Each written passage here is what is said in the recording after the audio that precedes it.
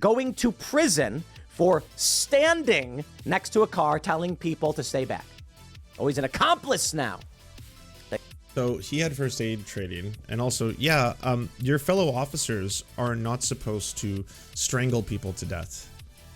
I know, it's wild, you'd think, you know, the way police operate these days. But I mean, if you witness a fellow police officer breaking the law, then yeah, you are supposed to intervene in that as well. So if you witness a fellow police officer, again, strangling someone to death, that might be something that you'd want to basically try and stop.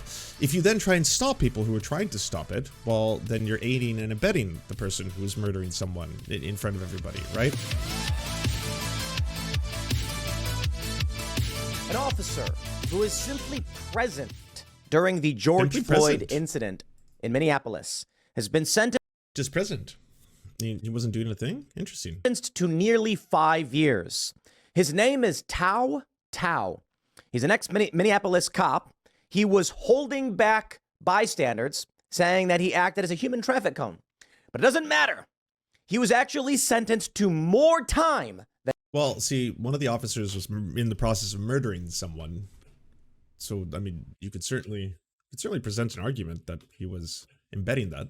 And prosecutors requested. Why? Aiding it.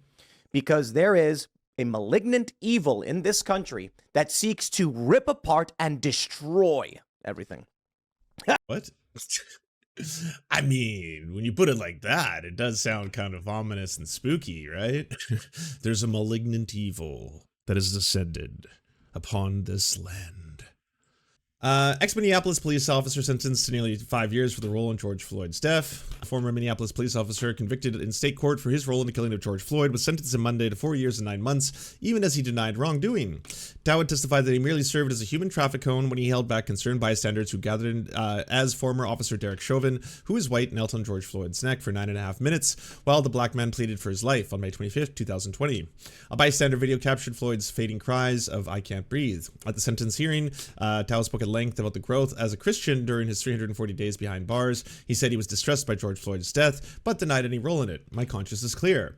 I did not commit these crimes. My conscience is clear. I will not be Judas nor join a mob in self-preservation or betray my God." Hennepin County Judge Peter Cahill responded that he was hoping for more than preaching. Interesting. "After 3 years of reflection, I was hoping for a little bit more remorse." Tao's lawyer, Robert Paul, said afterwards that they will appeal. He declined further comment. Assistant Attorney General Eric Eldridge said during the hearing that Floyd's final words reverberated across the globe. Floyd, she said, narrated his own death and over the course of a restraint that lasted more than 9 long minutes until he lost consciousness, stopped breathing, and his heart stopped beating. He stopped others from helping. Thao said that he stood by and allowed it to happen and stopped others from moving in to help the dying man. He knew better and was trained to do better, Eldridge said. Floyd's killing touched off protests nationwide and forced a national reckoning of police brutality and racism, although there was no defunding at the end of it. He was under a duty to intervene. He concluded Tao's actions were even unreasonable in light of the fact that he was under a duty to intervene to stop the other officer's excessive use of force and was trained to render medical aid. Tao rejected a plea bargain based on the state charge, saying it would be lying to plead guilty when he didn't think he was what he did was wrong. He instead agreed to Cahill to decide the case based on evidence from Chauvin's 2021 murder trial and federal civil rights trial in 2022 of Tao and former officers Thomas Lane and J. Alexander Kung. The trial in federal court ended with convictions for all three. Chauvin pleaded guilty to federal civil rights charges instead of going to trial a second time, while Lane and Kung pleaded guilty to state charges of aiding and abetting manslaughter. See, this is basically what I thought was going on. The sentence Cahill handed down on Monday will run concurrent with Tao's 3.5-year sentence on his separate conviction for a federal civil rights charge, which an appeals court upheld on Friday. The state sentence was more than 4 years recommended for Minnesota state guidelines. But you know what? I got one thing to say to all these people, these far leftists. There was a new order. Do you have a link to it? Why don't you try that in a small... Oh, you're talking about Trump. Yeah, I've moved on from that story. Town. Yeah, we all know that music video, Jason Aldean. Try that in a small town. 26 million views in 3 weeks. Ha! I'd like to see that. Because then you'll be criminally charged for filming someone chasing a suspected robber. What are you seeing right now? Like, there's just too much nonsense happening fast and furious right now. It's hard to just like pause and pick it apart and be like, okay, well, I gotta pick this one instance apart here. But like, well, I mean, you know, a lot of people are mad about this other thing, so I'll just bring this up. And hey, did you know that Dylan Mulvaney exists? Yeah, she exists. And hey, how about this other thing? And by the way, you know, it seems like a specter of lawlessness has taken over society. What do you think about that? Burglar. And then you'll go to prison for the rest of your life. That's funny, isn't it? I love this. Try that in a small town. Yeah. Maybe you should take a look at Michael Tracy's reporting about what happens when these people try it in a small town. Oh, they all got away with it. They ransacked businesses. They destroyed everything. People were begging to be left alone. That's what happens when you try that in a small town. You get away with it. And now here we are, and we can see what's happening. What are you talking about? This is not a situation of someone coming to a small town and trying to rob a store and no one's standing up for the good old civility of the USA. This was a white police officer murdering a black civilian and multiple other officers aiding and abetting that process. I don't even understand how you wake up and feel the need to suddenly try and connect these two things. Is it just because these are right-wing headlines? Well, that Jason Aldean song sure is still doing some waves, so could invoke that. You know, I'm reminded of there's a recently in the news, Vivek Ramaswamy is calling for revolution, and he's completely correct. He says the 1776 ideals, reform is not going to cut it. He's right. We are sitting by and we are watching everything crumble around us. Police don't do their jobs anymore, yet they go to prison when they do the bare minimum.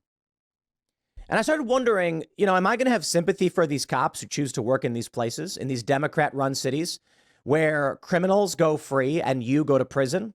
The system has collapsed already. Okay, well, there we go. That's it. So basically, there's this wild lawlessness that's going on where all the criminals don't go to jail. But the police, they go to jail. Yeah. I mean, what happened? What happened to common decency? Can police officers no longer aid and abet other police officers as they indiscriminately murder black people? What's this coming to?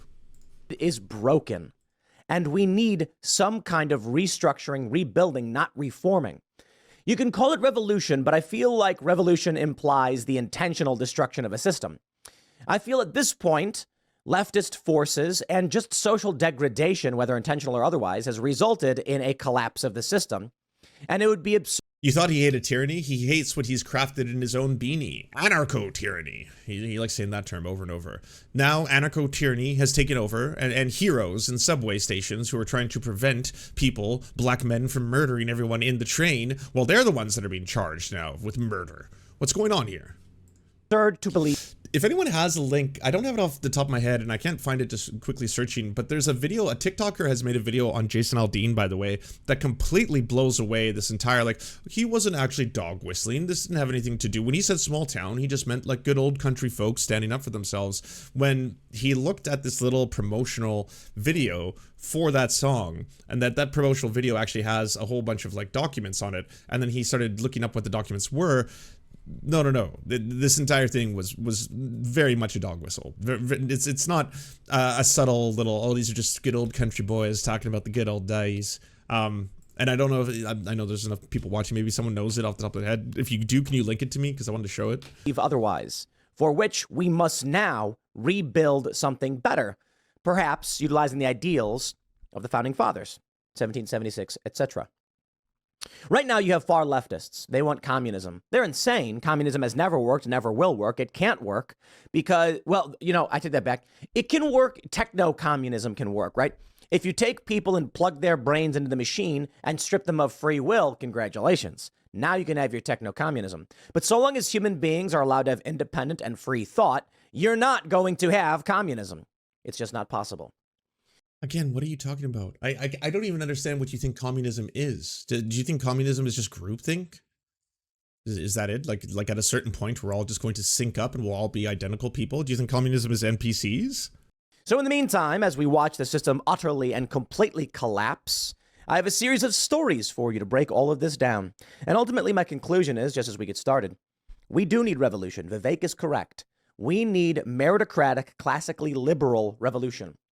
That is to say, the system has become so corrupted over these past several generations that I don't think preserving it as it stands makes a whole lot of sense. And I think most of you would agree. And that the initial assumption was we want to preserve those good values of the founding fathers. But those have long since passed. Some of them are still being held together by single threads. The Constitution is basically Swiss cheese. So if we were to bring these ideals back, in fact, it would be a revolution of the modern system to restore true meritocratic values. Let me show you this story, and we'll talk about the big news with Tou Thao. Again, it's one of those things where, like, I don't understand how you woke up and thought this was the angle. It's so uniquely Tim Pool, where I'm gonna, like, combine a whole bunch of unrelated things and then use it to try and craft this narrative that only I believe and only I want others to believe about how we are in the midst of the Civil War, and this is why crime, it runs the entire streets, and cops are the ones being arrested now. Everything has gone topsy-turvy, upside down. Going to prison for standing next to a car telling people to stay back. Oh, he's an accomplice now. So he had first aid training, and also, yeah, your fellow officers are not supposed to strangle people to death. I know, it's wild, you'd think, you know, the way police operate these days. But I mean, if you witness a fellow police officer breaking the law, then yeah, you are supposed to intervene in that as well. So if you witness a fellow police officer, again, strangling someone to death, that might be something that you'd want to basically try and stop. If you then try and stop people who are trying to stop it, well, then you're aiding and abetting the person who is murdering someone in front of everybody, right? And if you have also the ability to perhaps try and save that person's life, that again can contribute towards the ruling that they made. And his name is actually, it's I think if you were to pronounce it correctly, it's like Tou Thao, you know, but I think in colloquial English, we would just say Tou Thao. It's Touthao is his name. I'm trying to be respectful and pronounce his name correctly. When people say they're trying to be respectful, well, we can find out. Former Minneapolis police officer Tou Thao will learn. Tou Thao, that's it. I mean, that took a while, I know. I had to do a lot of research how to find out how to be respectful in this regard, but yeah, it's Tou Thao. Yeah. Fourth and final former Minneapolis cop has been sentenced to 57 months in prison for his role in the 2020 killing of George Floyd. I just love how he assumed that and thought he was being somehow kind of like enlightened. You know, it was almost him flexing like a progressive. I believe the proper pronunciation, if you're not, you know, rude or xenophobic, is Tou Thao. I believe that's it. Let's go with that. The sentence handed to Tou Thao, 37, by the county judge was 6 months longer than the sentence proposed by Minneapolis prosecutors. I just love this. I love it so much. You are...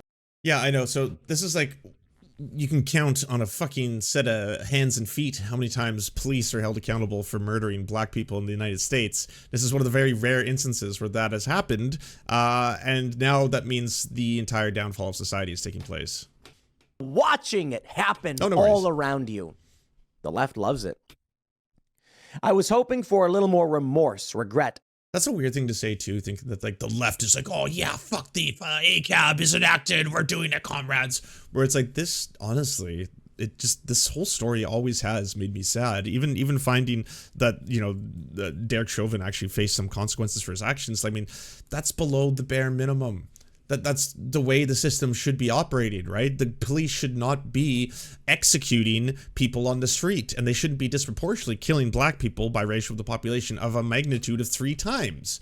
That shouldn't be the way the world is. And so if they do that, they should be held accountable. But then you get liberals like Nancy Pelosi acting like this single-handedly ended racism. Like, didn't she say something like, he sacrificed his life so we may have this moment? And it's like, this moment is what should have always been happening. There should be repercussions when police officers act like judge, jury, and executioner, especially when it's racially motivated. Acknowledgement of some responsibility and less preaching, Judge Peter Cahill said to Thao during sentencing on Monday. You know, I want you guys to understand something, okay? Whether figurative or literal, this judge is a demon. Sitting there with a smile. I think they got a picture of him. They got a picture of him in here with a smile on his face as this cop who is just standing there is going to jail for like basically 5 years. And this judge is like, you should have had more regret for being present somewhere. Like these people. Did you not even read your own article? Or you just is scrolling through it? That's not what happened at all. It's that, yes, protocol was that you should have stopped. This again, murder of another human being went on for over 9 minutes.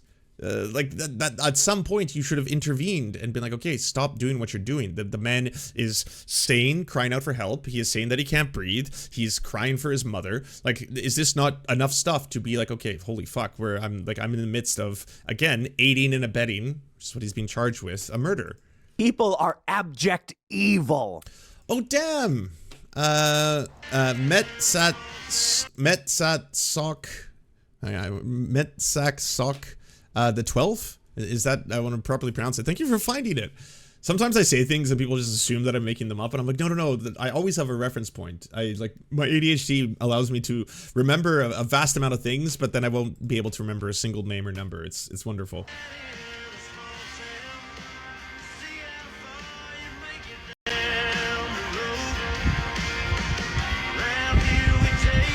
Now, we just listened to that little clip of this song, and it's on Jason Aldean's TikTok page with this newspaper article right here. And you see this right here. Metsak Sok. Thank you.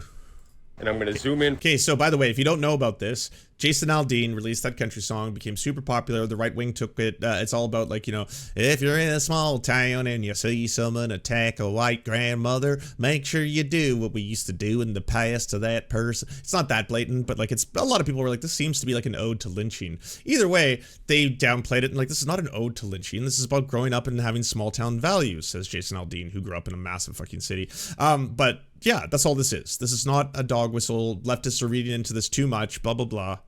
In for you in a second. We zoom in right here. You see it says NAACP, the Republican Party. Down in the bottom right, it says Time, the weekly. It looks like the date says May 21st. And after we do a little digging, we find the article. It's the Petal Paper in Petal, Mississippi. And here we have the NAACP, the Republican Party, like we saw. Right here, you have the date, the weekly, the May 21st time. Now, what could it possibly say? It looks like it's a letter to the editor, Mr. P.D. East. Dear Mr. East, as a public relations consultant to the NAACP, I get to see many newspapers from across the country, but never have I seen anything that startled me as much as the March 15th issue of the Petal Paper with its incredible ridiculing of the White Citizens Council crowd. I'm referring specifically to the full-page ad I assume you wrote headed, "You Too Can Be Superior." I hope I'm not congratulating a dead man. This must have taken courage, and I hope you are still with us. I'm mighty curious to know what happened after you exploded this blockbuster in your community. And if you read Mr. East's response, he goes on to tell Mr. Gross that he was called an in-lover, that he lost over 200 subscriptions, and that he was pretty much bothered and harassed in his small town. Well, who exactly was P.D. East, may we ask? He was an American journalist who founded and edited the Petal, Mississippi's weekly newspaper, the Petal Paper. He's known for his use of satire to criticize white supremacy in Jim Crow-era Mississippi. And according to this article, he was ostracized from the community, he was spat on, he was threatened with violence, his newspaper lost all its subscriptions. And why would this happen to Mr. P.D. East? Because he tried that in a small town. He challenged the Southern racist establishment. But let Jason Aldean tell it, and everybody that's supporting this song has nothing to do with race. And they will gaslight you, by the way. They'll tell you frequently, like, oh, by the way, you lefties, you say everything is fascist, blah, blah, blah. The barista who made your latte is fascist, apparently, because it took too long. You lefties are all blah, blah, blah. This song is not about race. This has nothing to do with racism. This is about small town values, okay? That's all it is. I feel that people like this judge, Peter Cahill, I think he gets off on these kinds of cases. You've got people who are in these positions of power as judges. Oh, sorry, I want to watch this too. Stand-up comedy about Jason Aldean. Try that in a small town. But I'm from a very, very, very small town, so I was interested in this story. One of the first lyrics of this song is like, hey, try carjacking an old lady at a red light, right? And I was like, a red light?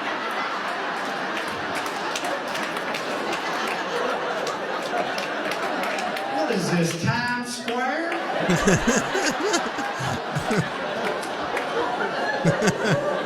Legend has it they tried to install some red lights on the square in my hometown in the 80s, but that didn't take because, I kid you not, people kept shooting them out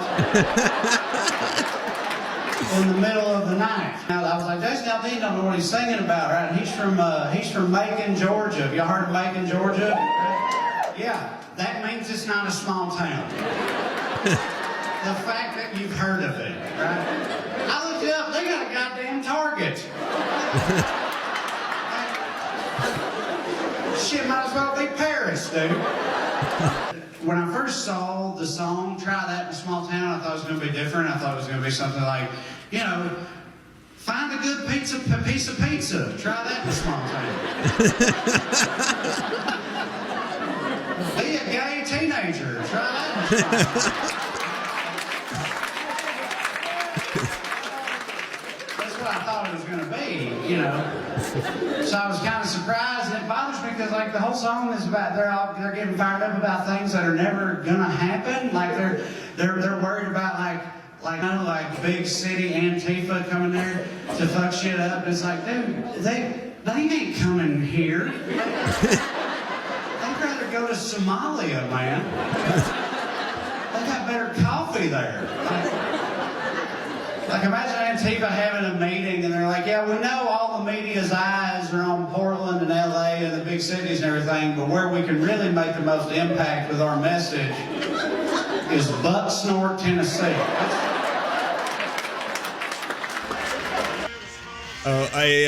Marty C59, I appreciate you for taking the time to find it. You're a little late. We've already watched it, gone through it, and now we're on to a comedy sketch about Jason Aldean. That's where we need to focus our efforts at. But appreciate you for trying to find it. It's just ridiculous. It pisses me off too because there's plenty of things that are being done in the small towns that they could be mad about, that you could be singing about. You know what I mean? Like singing about them fucking shipping all the jobs away, shutting the hospital down, making you a staging ground for heroin and pill farm. Like, say about that shit. No, but I appreciate you. Thanks for looking. But, you know, the villain of those songs wouldn't be Black Lives Matter protesters. It'd be rich white people and politicians. So I just think that's something. I like it. That's good. I follow. Who have longed for the ability to cause harm to others. They are psychotic. They are sociopathic. They seek not justice. They seek pain. They are possessed, figuratively or literally. There are a lot of people who believe it's a literal possession, that they're actually demons inhabiting these people's body, because how could someone be so remorseless and evil? Me, I just think people can be evil. So I say figuratively this guy's possessed, but I've met many a leftist in my day. Right, you know, look, you go back 10 years or so, and there were many leftists who were good. You know, I look at someone like Marianne Williamson. She's a good person. She's got bad ideas, but she's a good person. She has some good ideas. I'm not saying all her ideas. I'm saying she has some bad ideas she's proposed. I disagree with her, but I think she's a good person. I think she tries. I really do. I do not believe she's evil. I believe she's just wrong on some things.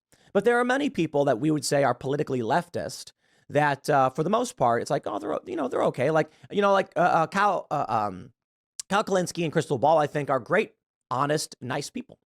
And but they're very left. But the left right now attracts the abject evil because it has institutional power. And thus you will find people aiding and abetting the worst impulses of leftist whim like this. They say, it comes 3 months after Tou, a 9-year veteran of the force, was found guilty.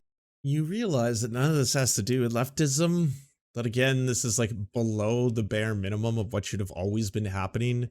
That police should be capable of being held accountable, that they are not permitted to do things like this, and they're not permitted to aid each other in doing things like this. Like a team of 3 police can't show up somewhere where one of those 3 police then murders a black person, and then the other 2 cops stop people from helping them or stopping it. Yeah. Of aiding and abetting second-degree manslaughter. Tou testified that he served as a human traffic cone when he held back concerned bystanders who gathered as fellow officer Derek Chauvin knelt on Floyd's neck. It's so obvious to anybody who pays attention that they're lying. We've seen the leaked body camera footage. We know exactly what's going on. What's happening right now in this country is that innocent people are being imprisoned. You know, I met someone recently who's going to prison or was convicted for being present on January 6th. And as the story goes, this individual, it was two individuals, had arrived just shy of 3 p.m. on January 6th, seeing a bunch of people walking around, no fighting. Doors were open, cops were waving people in, and they walked around. And I don't care about your anecdotes. So this is 24 minutes. What do you go to afterwards? Oh, we got tweets. Let's see the tweets, Tim. What do you got for us? Keep their heads down. The mob. Amid a surge in crime in Oakland, California, police have advised residents to use air horns to alert neighbors to intruders and add security bars to doors and windows. This is what you're permitting when you hold cops accountable. Democrats propose 1,000% tax on assault weapons. This is what they're trying to do. Take away your guns. Nor would you likely be aware that those who bore the brunt of the destruction, largely minorities whose sensibilities don't fit into any neatly delineated ideological category, are still acutely suffering from the fallout. Again, the reality is that 93%, according to the FBI's own statistics, of the post-Black Lives Matter, post-George Floyd murder, Black Lives Matter protests were peaceful. 93%. When you're talking about millions of people across America, let alone the world, but the stats aren't for the global protests, but for America, yeah, 93%. It was the media and the Tim Pools of the world who will hyper-focus on the looting, on the burning buildings, on the targets getting burnt, on the cop cars getting flipped, on all of that, because it does look chaotic. You see it, and it makes you inspired to want to grab a gun and get out there and restore order to the streets, even though your very presence might result in multiple people dying, because yes, you can be an accelerator to violence when you show up heavily armed to protect someone else's property. You've got Stalin. You've got... You know what? I'll let what is it, Hassan Minhaj get the last word on this, because he spoke about it much better. This photo has haunted America this past week. And as horrific as it is all too familiar. Another black person dying at the hands of the police, screaming, "I can't breathe." But this time we cannot stay silent, especially the Asian community, because the murder of George Floyd was so heinous, even these people are speaking out. This man who put his knee on the neck of George Floyd does not deserve to be free in this country. What happened to George Floyd sickened me, and I'm not the only American who feels this way. It is not enough to be not racist. You have to be anti-racist. And for those who do not think white privilege exists, you are fucking blind. This is fucking incredible. It only took Logan Paul seeing 2 dead bodies on camera to reflect on his privilege. We must hold our authorities accountable. Police officers, politicians, policymakers. As Killer Mike said, don't get too excited. This didn't last long. This did like he got swept up in I guess the gram of it all, you know, showing up, filming himself on the grams, being like, yeah, we're doing it, we're changing the world, we're ending racism together. Bully the politicians at the voting booth. Believe it or not. But don't get me wrong, it is an important and good thing that a whole bunch of people will wake up to some of these things, and it does take atrocious atrocities, you know, ooh, wow, that's a great sentence there, atrocious atrocities, to make some people recognize these things. Better they recognize it than they don't. Obviously. This is progress. But Logan, if you're gonna talk seriously about racial injustice, fucking move Squirtle! He's like, we have to bully the politicians. We have to prosecute these murderers. We gotta catch them all. Dude, we're having a serious discussion and you got fucking tchotchkes on the table. Get the Beanie Babies out of here, Logan. Protests have erupted across the country. It is a mass mobilization unlike anything I have ever seen before. And a lot of cops have done nothing but make a heartbreaking situation worse. You've seen the videos on Twitter showing cops punching protesters, arresting people for no reason, tear gassing bystanders, and all this bullshit opened the floodgates to bizarre shit. Like in Canada, in Vancouver, I went to 3 different Black Lives Matter protests that were taking place here. And I did notice for the first time, especially amongst the libs, I saw a lot of liberal people and friends and family members for the first time being like, you know what, I had to take a stance. It finally just got to me. It was too much.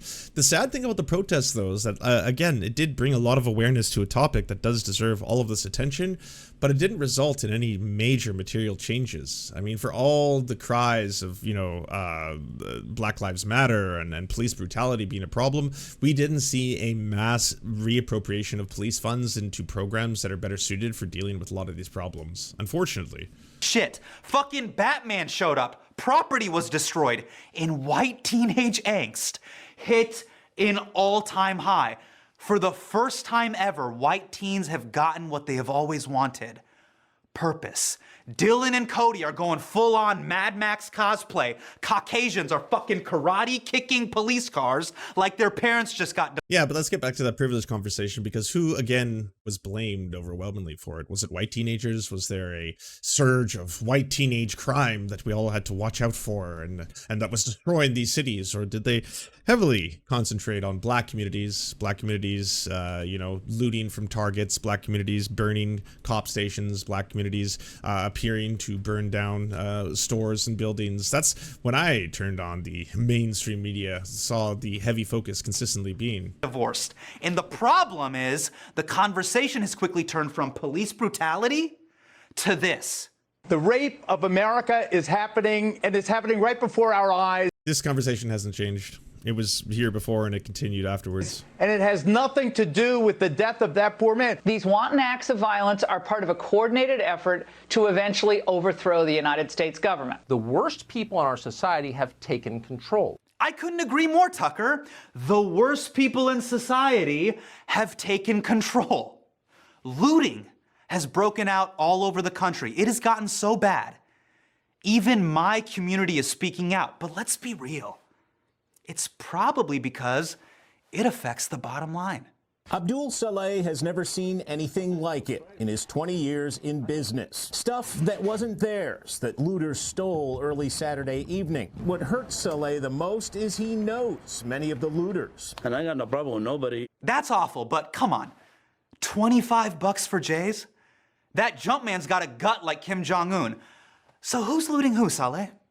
Clearly, there are a lot of people who own small businesses and are feeling the pain. Why are they doing this? Ye pagalpan kya hai? What does this solve? And I understand that frustration, especially when you think about the countries that we come from: India, Pakistan, Bangladesh, Sri Lanka, Egypt, Libya, Palestine, Iraq, Iran, Syria, Vietnam, Cambodia, China, Japan, Laos, the Philippines. Depending on when you immigrated, I know this, you came to this country for order and stability. We don't want it to be as fucked up as back home. That's why we're all in our living rooms and we're like, ye pagalpan kya hai? Ye log kya kar rahe hain? Why can't they just follow the laws? But imagine if you lived in a country where the color of... Is there a way to talk about the looting and rioting without undermining the movement and change we want? Honest question, not trying to be contrarian. I didn't think you were, and my answer would be this segment.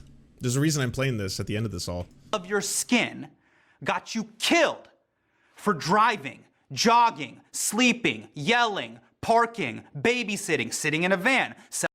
I say this time and time again. What's the framing?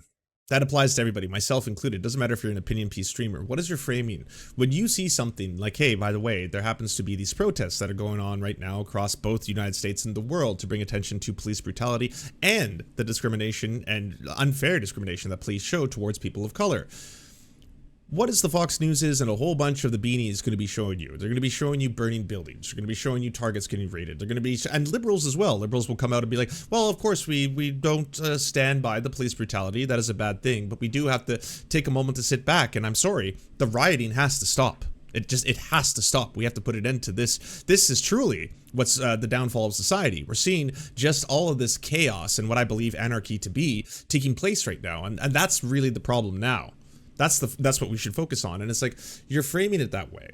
But then when we see the stats, when they come out, it's like 93% of all of the protests were peaceful. 93%. We're talking millions of people across the United States. They were peaceful protests trying to bring, again, attention to the indiscriminate killing and disproportionate killing of black people by the police in the United States. That's the focus that we should be talking about, because that never changed. It's not as if things suddenly became better for black people in the United States post these George Floyd protests overall, as a totality. But there's a utility in focusing on that, on the destruction and the burning and on all that kind of stuff, because again, it gets people scared, it gets people passionate, and it gets them very angry, and it gets them really willing to uphold every structure of power that exists in order to restore order. That's the entire purpose behind keeping people afraid and showing the focus on that, even though, hey, the focus doesn't show you the disproportionate levels of poverty that black people experience, the disproportionate of over-policing, the disproportionate higher rates of incarceration. We're not going to be talking about any of that. We're talking about this mom and pop shop that just got looted.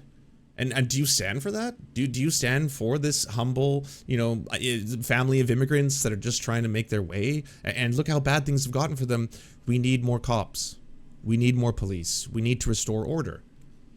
Selling CDs, selling cigarettes, opening the door, walking at night, wearing a hoodie at night, holding a toy gun, lying on the ground, being homeless, being in a dark stairwell, holding a cell phone, having a broken taillight, exercising horses, having a bottle of pills, shopping at Walmart, holding a BB gun at Walmart, holding a phone in your own backyard, eating ice cream in your own house, and shopping.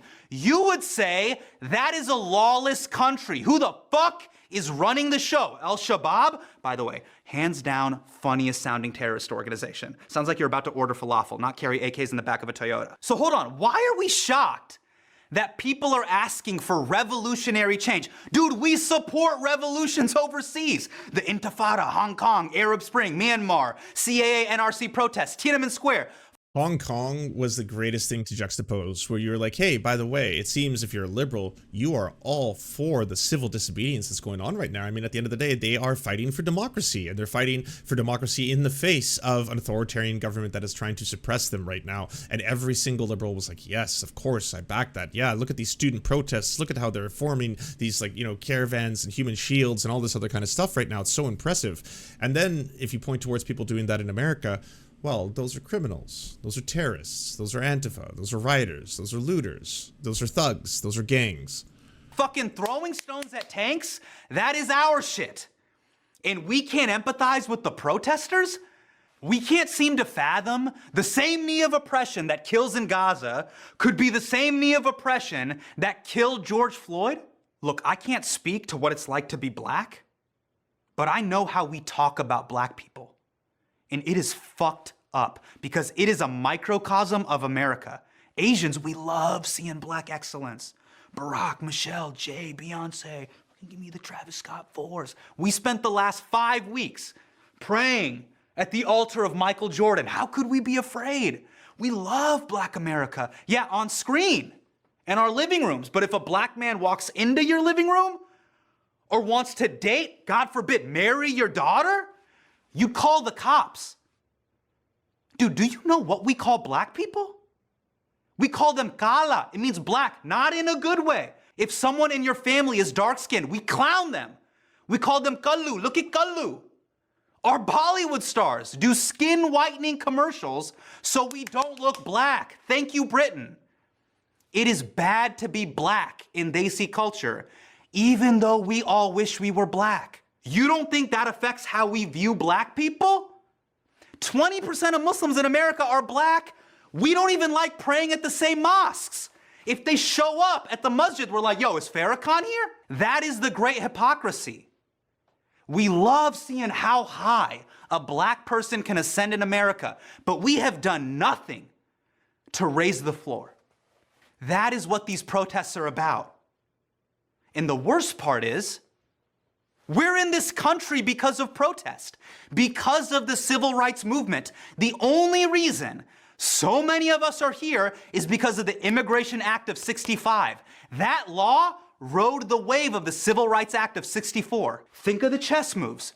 Martin gets Lyndon B. Johnson to sign that sheet of paper, and little do we know, MLK CC'd us on that email of progress. Because of that one signature, me and Abu were able to move to Edison, Fremont, Plano, Naperville, Irvine, Marietta, Dearborn, Twin Cities, Schaumburg, Sugarland, Long Beach, Dallas, Sunnyvale, Cupertino. You know, the factories that make us.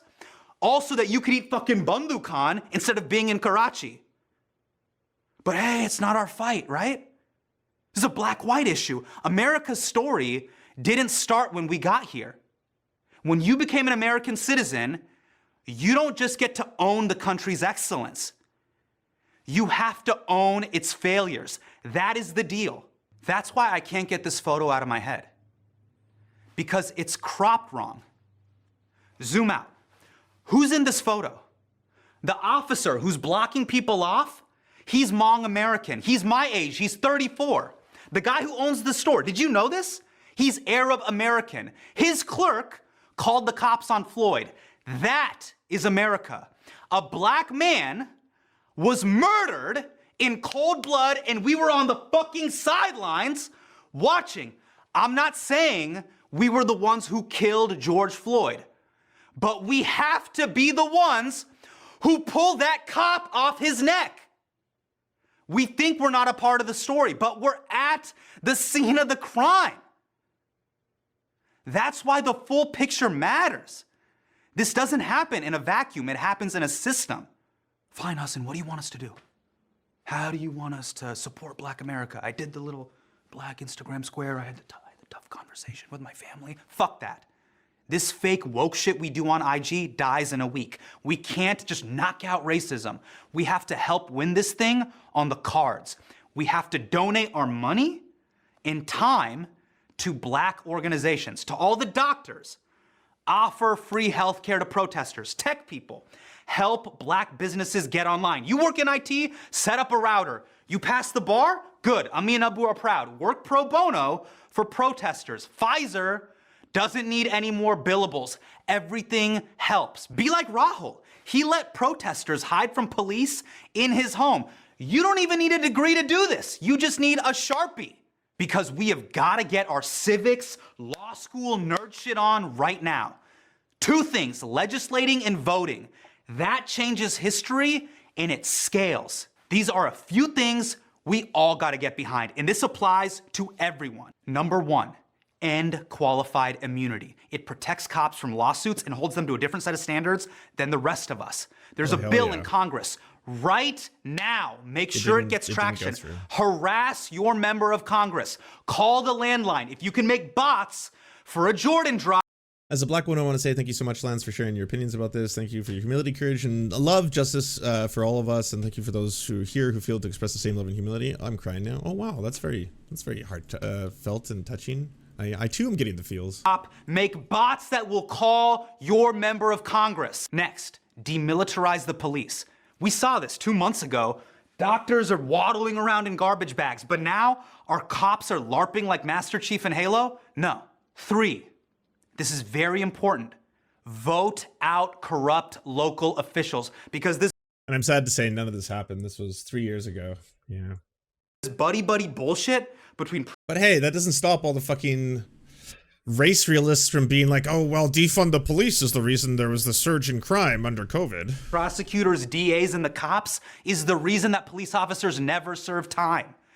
You have to Google when the election— Oh yeah, if Hassan gets his own show, if he becomes the daily host, like new host, because I never liked Trevor Noah, if he replaces him and that's the new permanent, we'll be watching it, I think, every episode of my streams. Yep.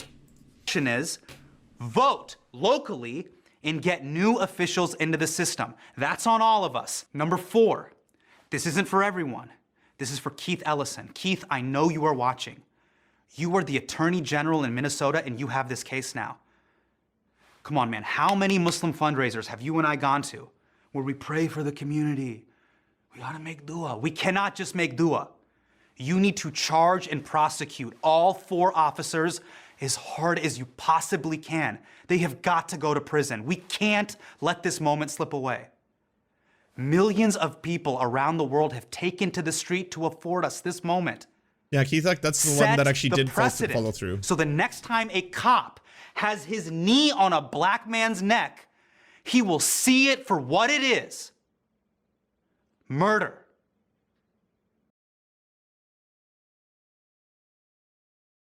I know it didn't do numbers because they only released this online, I don't know if that was just because of scheduling or because there were some things he said there that he wouldn't be able to say on the mainstream. But first time I saw that, I was pretty floored. It had a lot of impact on me, especially because like he's done a really good job too of explaining the idea of the model minority. And there's a lot of times where this intersection sometimes happens, and a lot of people might not think about it, especially if you come from like white families too, where you don't recognize that there's of course racism by non-white people towards different groups, and it's very prevalent. You know, and obviously that racism is present amongst white families as well. Yeah, no question. But there is that idea of like, I have been told before in my past by people that like when they found out that I was like part indigenous, where they're like, oh well, at least he's not black. I've heard that in my life before. You know, where I'd be dating, you know, someone, and then the family would like at some point, you know, because they'd find out, I'd hear that line like, well, you know, at least he's not black. That's extremely racist. You know, that's years and years of racism. Don't worry, it's not my current partner's family. They're lovely, wonderful, and woke as fuck. Don't at them. But yeah, that's years of racism that's kind of woven within the idea of white supremacy. It's held up by non-white people all the time, you know? And that's one of those things where it's like, it needs to be talked about, and it's a difficult conversation sometimes to be had, especially for people who experience their own forms of discrimination all the time. There is a fucking disgusting spike in anti-Asian racism, and that needs to be called out for what it is. But that doesn't excuse if an Asian family is suddenly justifying, you know, racism towards black people either. It's one of those things where we're not free unless we all are. It is pretty much, you know, the way it all goes. Really good job, by the way, by Hassan on that. To people asking why are we talking about this, it's because Tou Thao just got charged. I believe it was almost 4 years, and a lot of right-wingers are really upset about that because they're like, well, what does this come to? Just the very act of being a cop now. You know, Tim Pool straight up saying that he was arrested just for he was arrested for aiding and abetting a murder of another human being. It doesn't matter what you do. It doesn't matter how you try and fucking mischaracterize this. Try to talk about how, oh, well, George Floyd was on drugs, or, oh, well, George Floyd dealt drugs, or, like, doesn't matter. None of that matters. You don't, as a police officer, just get to murder people. That's just, like, something is like, that's such a fundamentally fucked up aspect of policing that it should never be normalized, you know? My biological mother would tell me, a mixed kid, that MLK was a troublemaker. Really? I mean, to be honest, MLK, the version of MLK that, like, you know, conservatives and even liberals have kind of recreated is a very sanitized, safe version that kind of adheres to their view of the world, where it's like, well, he was talking about meritocracy. That's what it was all about, right? He was talking about judging people by the content of the character, not by the color of their skin. So, I mean, at the end of the day, he was basically upholding, you know, capitalist meritocracy at its finest. Do you enjoy the Serfs but prefer not to have to use your eyeballs? Many are saying this. Well, we've got the solution for you. It's the Serf Times in podcast form, available on most major podcasting networks now. If you enjoy it, please consider leaving a good review and feedback, because it really helps the show out, apparently, and it's free, just like the podcast. Thank you kindly to our Lord and Saviors Peyton L. Just and Xander Corvus. Without you, we are nothing. And now, a shout out to our Knights of the Square Table. Amazing Flesh, Anna Loves Riley, Adrian McCarthy, DM Rivera, Doug Cady, Everything Important, Hegbard Celine, Izzy Solidarity, La Media Panza, Matthew Scarborough, Multimondi, Nettle, Omni, Peanut Butter Blonde, Political Papi, Quiet 185, Rachel K, Riley and Anna, Roller Dragon, Kubi, Cernicus, Spinach Monster, Stellar Vision, Sebastian Dimmel, Thomas, Trevbot EXE, Lucidry, Words Greenwood, Cheryl Alvarez, Tony Perkins, Thomas, O'Pecker, Travis McClinton, and Victoria Bell. Thank you so much. And a huge shout out to all the other people who make this entire show possible. Without you, it would not exist. If you can support us, please go to patreon.com/theserfs, and even $1 can help unlock all of the little goodies and help make this show entirely possible.